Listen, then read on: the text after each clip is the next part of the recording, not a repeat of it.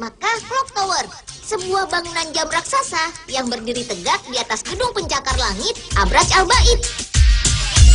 Bangunan Abraj Al-Bait ini memiliki ketinggian 607 meter dan merupakan bangunan kedua tertinggi di dunia setelah Burj Khalifa di kota Dubai, Uni Emirat Arab dengan ketinggian 828 meter. Dalam bangunan Abraj Al-Bait terdapat 7 menara yang menjulang tinggi. Dan pada puncak menara kelima lah jam raksasa tersebut terletak. Makkah Clock Tower berada tepat di seberang pintu Abdul Aziz Masjidil Haram.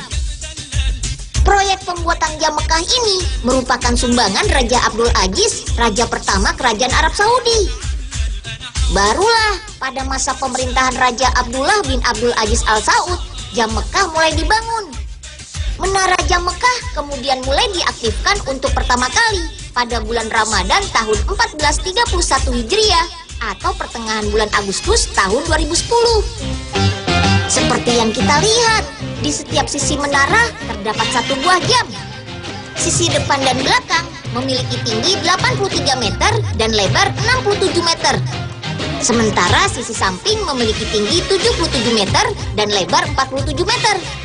Jika dibandingkan dengan Big Ben, jam terbesar yang ada di kota London, Inggris, maka muka jam Makkah ini memiliki ukuran 35 kali lebih besar, teman.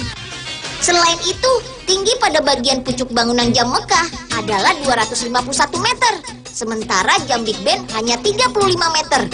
Artinya, pucuk bangunan jam Makkah lebih tinggi 7 kali lipat dibandingkan dengan Big Ben. Bila bangunan jam Makkah dibandingkan secara keseluruhan dengan jam Big Ben dan menara Eiffel yang ada di kota Paris, maka akan terlihat seperti ini.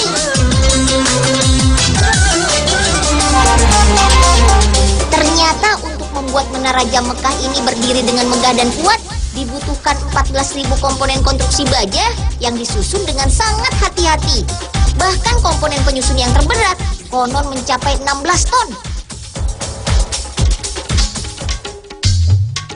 Sekarang komponen baja siap untuk dilas sampai setinggi 600 meter. Setelah itu siap dipasang memakai derek yang terletak di puncak menara jam. Oh iya, ada juga bulan sabit raksasa yang terletak di bagian paling atas menara jam Makkah ini. Lambang bulan sabit terbuat dari campuran kaca serta karbon yang dihias dengan warna keemasan. Sama seperti jam Makkah, lambang bulan sabit juga merupakan yang terbesar yang pernah dibangun di dunia. Diameternya mencapai 23 meter dan berat 107 ton. Yang lebih keren lagi, ruang di dalam bulan sabit ini merupakan ruang terbuka luas yang dijadikan musola terbesar di dunia. Tidak hanya ukurannya yang membuat takjub, teman. Jam Makkah juga dibuat dengan sangat indah yang dipenuhi dengan ornamen cantik di setiap bagiannya. Di antaranya ada hiasan ukiran pada jam dengan penampang 40.000 meter persegi. Ini terbuat dari bahan campuran khusus yang biasa digunakan industri luar angkasa. Bahkan campuran bahan tersebut 3 kali lebih kuat dibanding baja dan lebih tahan terhadap kondisi cuaca yang ekstrim sekalipun.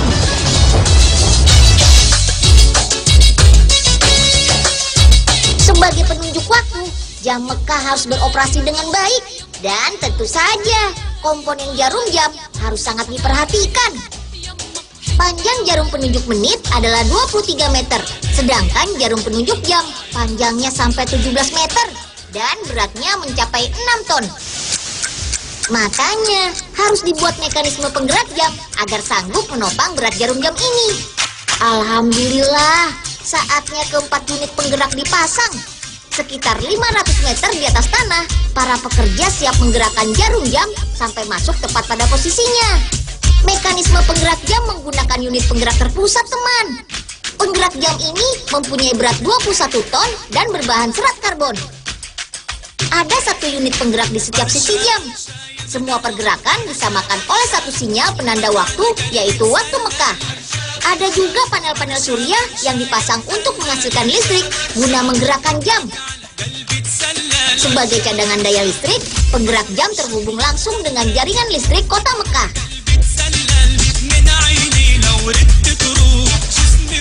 Bismillahirrahmanirrahim.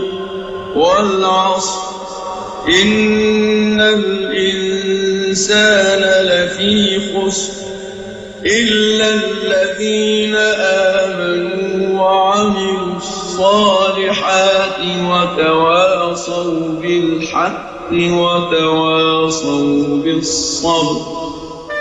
Wih, canggih sekali ya teknologi untuk membuat Mekah Clock Tower ini, Ustadz. Sebenarnya tujuannya untuk apa ya? Nah, di sini banyak hotel-hotel yang digunakan untuk menginap para jamaah umroh dan haji. Pendapatan dari hotel ini digunakan untuk biaya operasional Masjidil Haram. Oh, berarti dari umat untuk umat ya, Ustadz? Betul.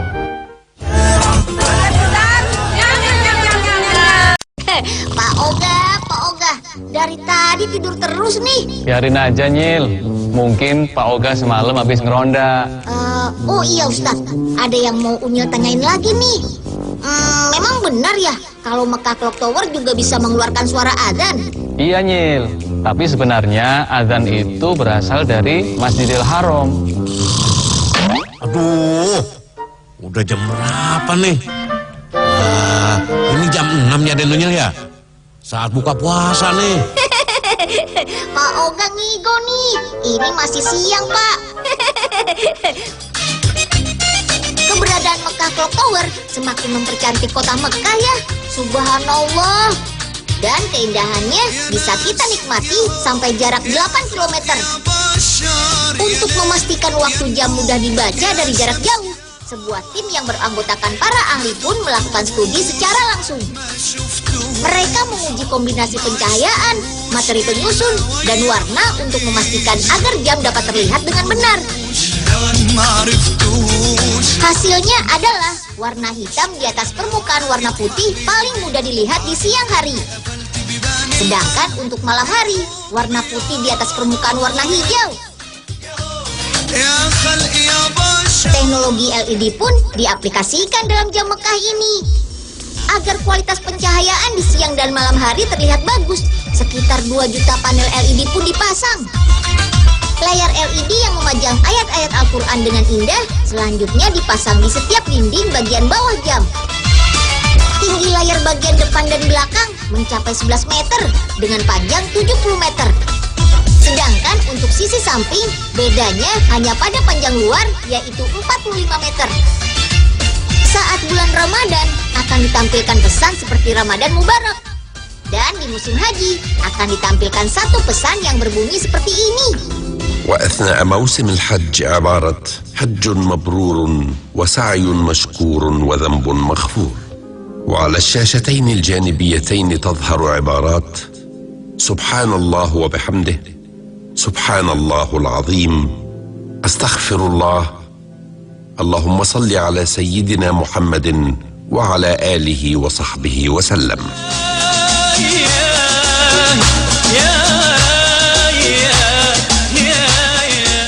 Persiapan akan kerusakan tentu sudah diperhatikan dong.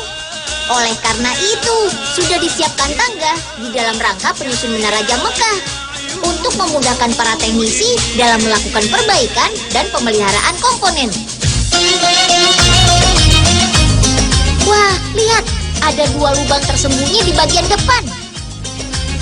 Lubang tersebut bisa dibuka sehingga dapat mengakses bagian jarum jam. Para teknisi menggunakan semacam pipa penyambung untuk bisa masuk dan keluar dari jarum jam. Wih, gak nyangka ya, di dalam jarum jam seperti ini bisa ada orang di dalamnya. Mesin derek di bawah puncak menara juga sudah disiapkan loh jika sewaktu-waktu diperlukan untuk melakukan perbaikan. Ih, ngeri ya, bangunan tinggi memang rawan terkena petir di saat hujan. Bahkan petir juga dapat merusak komponen elektrik pada jam Mekah loh. Oleh karena itu, sistem penangkal petir disiapkan.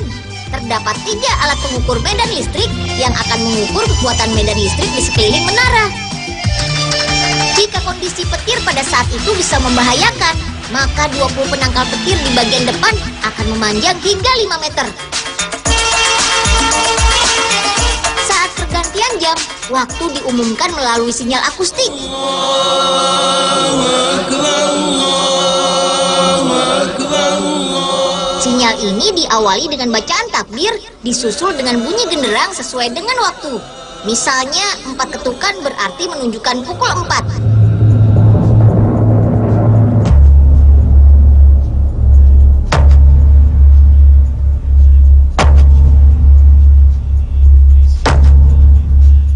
Pengendali waktu juga diatur oleh penanda waktu yang berasal dari 5 jam atom yang sangat akurat.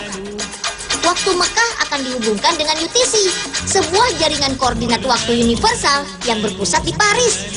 Sinyal waktu Mekah akan disesuaikan dengan 50 institusi waktu lainnya di dunia. Seluruh sistem yang terdapat di Menara Jam Mekah di bawah pengawasan satu stasiun pengendali yang akan mengoperasikan penggerak jam, pencahayaan, layar penampil, penangkal petir, juga pengeras suara. Subhanallah, dari puncak Menara Jam Mekah, kita bisa melihat jutaan manusia yang sedang bertawaf. Saat azan berkumandang dari Masjidil Haram, puncak menara akan bersinar. Sinar dari 21.000 lampu ini dapat terlihat sampai jarak 30 km. Wah, indahnya. Ini sebagai pertanda ibadah sholat 5 waktu. Penanda ini juga sangat berguna bagi kaum tunarungu dan masyarakat yang tinggal jauh dari Masjidil Haram. Tidak hanya itu, ada juga 4 laser berwarna hijau yang dipasang di bagian atas bulan sabit yang bisa memancarkan sinyal tunggal ke langit tanpa batas.